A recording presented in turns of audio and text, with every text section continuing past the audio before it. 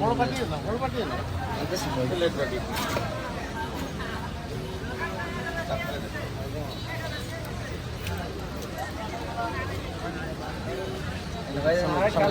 সামনে হাত ধরো প্লেট দিয়ে